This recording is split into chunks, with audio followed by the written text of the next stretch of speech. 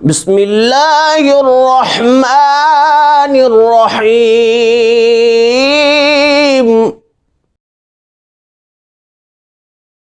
بسم اللہ والصلاة والسلام علی رسول اللہ وعلی آلہ واصحابہ اجمعین۔ محترم سامعین و ناظرین، جب ہندوستان میں انگریز نے اپنا منحوس قدم رکھا تو اس وقت مسلمانوں کو کمزور کرنے کے لیے اور ان کے دلوں سے جذبات اسلام کو ٹھنڈا کرنے کے لیے مختلف حربیں استعمال کی۔ مثلا اس نے فرقہ بازی کو ہوا دی، جس طرح کہ آپ کے سامنے آج تک مسلمان ایک دوسرے سے لڑتے نظر آتے ہیں، یہاں تک کہ اس نے مدعی نبوت مرزا غلام احمد قادیانی کذاب دجال کی حوصلہ افزائی کی اور اس کو پروموٹ کیا، اس کو آگے کیا اور اس کو جو ہے وہ پیسے دیے، کھلایا پلایا، پالا پوسا اور اس کو مسلمانوں میں مسلمان ڈکلیئر کر کے بھیجا اور اس نے نبوت کا دعویٰ کیا، العیاذ باللہ تعالی۔ اسی طرح اس نے مسلمانوں کے جذبات کو ٹھنڈا کرنے کے لیے اور مسلمانوں کے جذبات کو جو ہے وہ برانگیختہ کرنے کے لیے غلط طریقے دیے۔ مثلا اس نے اپنی مذہبی روایات جو ہماری مذہبی روایات تھیں ان کو ختم کر کے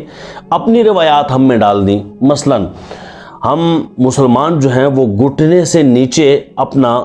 پاجامہ رکھتے ہیں، اپنی شلوار رکھتے ہیں، لیکن ان کے نزدیک گھٹنا ننگا کرنا کوئی مسئلہ نہیں، تو انہوں نے کیا کیا کہ اس گھٹنے کو ننگا رکھنے کے لیے خود سے مشقت کر کے نکر پہننا شروع کر دیا، اور پھر دھیرے دھیرے ہمارے مسلمانوں نے بھی اس پہ عمل کرنا شروع کر دیا۔ آپ دیکھیں ہمارے ہاں کھڑے ہو کر کھانے پینے کا رواج نہیں ہے، خلاف ادب سمجھا جاتا ہے، لیکن انہوں نے کھڑے ہونے کو گویا ایک ماڈریٹ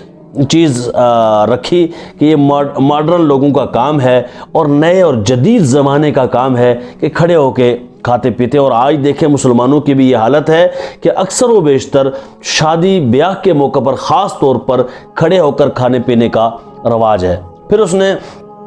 گندی چیزیں ہمارے جذبات کو برانگیختہ کرنے کے لیے مثلا فلمیں، ڈرامے، ٹی وی، ریڈیو اس کا آغاز کیا اور اس کے ذریعے جو ہے ہمارے مسلمانوں میں بہت سارا گند پھیلایا۔ پھر اس کے بعد مسلمانوں کی جمعیت کو توڑنے کے لیے اور مسلمانوں کی حمیت کو توڑنے کے لیے، مسلمانوں کی غیرت کو ختم کرنے کے لیے جہاں اس نے یہ کام کیے، پھر ایک بہت بڑا حملہ اسلام پر یہ کیا کہ سکول اور کالجز کھولے۔ ہاں، پہلے نہ سکول تھے، نہ کالجز، نہ یونیورسٹیز تھیں، بلکہ دینی ادارے تھے اور دینی اداروں ہی میں تعلیم حاصل کی جاتی تھی۔ پھر غالباً 1867 میں لارڈ میکالے نے سب سے پہلے اسکول کی بنیاد ڈالی، اور پھر اس کے بعد چونکہ شروع میں تو مذہبی جذبات زیادہ تھے، لوگ ایک دم اسلامی روایات کو چھوڑ کر اسکول میں آنے کے لیے تیار نہ ہوئے، لیکن آہستہ آہستہ دھیرے دھیرے اس نے جب سمجھا کہ اسی طرح ہی مسلمانوں کی جمعیت کو توڑا جا سکتا ہے، تو پھر آہستہ آہستہ مسلمانوں میں یہ چیز آنا شروع ہوئی۔ کیسے کہ جب اسکول کے تعلیم یافتہ، اسکول کے پڑھے لکھے لوگ جو ہے وہ انگریز نے اقتدار میں لا کے کرسیوں پہ بٹھا دیے، تو مسلمان سے پھر لٹو ہو گئے اور انہوں نے بھی اسکول اور کالجز کی طرف دھیان دینا شروع کیا، اپنی اولاد کو اس طرح پڑھانا شروع کیا، اور آج صورتحال آپ کے سامنے ہے کہ جس طرح سکول کی طرف ہمارے مسلمانوں کے جذبات ہیں، دینی اداروں کی طرف بالکل وہ جذبات ٹھنڈے ہو چکے ہیں۔ آپ دیکھیں ہر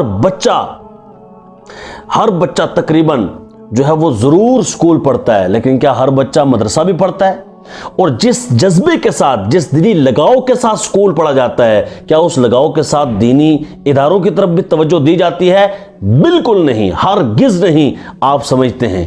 دیکھیں یہ کتنی بڑی سازش کی ہے انگریز نے مسلمان کے خلاف، آپ کے خلاف، ہمارے اسلام کے خلاف، کہ اس نے ہمارے دلوں میں اسلام کی اور اسلام کے باتوں کی محبت ہٹا کے سکول اور اس کی باتوں اور اس کی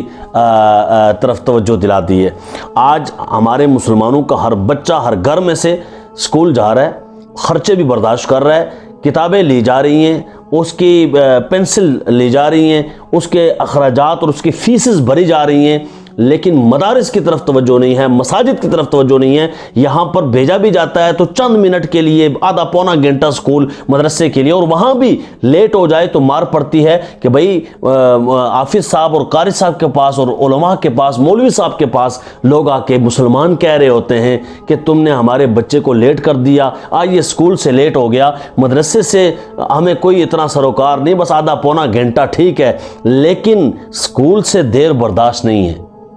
استغفر اللہ۔ دیکھیے آپ اپنی حالت کو، کس طرف جا رہے ہیں آپ، کہاں مسلمان کھڑا ہے؟ اپنے جذبات کو پھر سے بیدار کیجئے، خدا را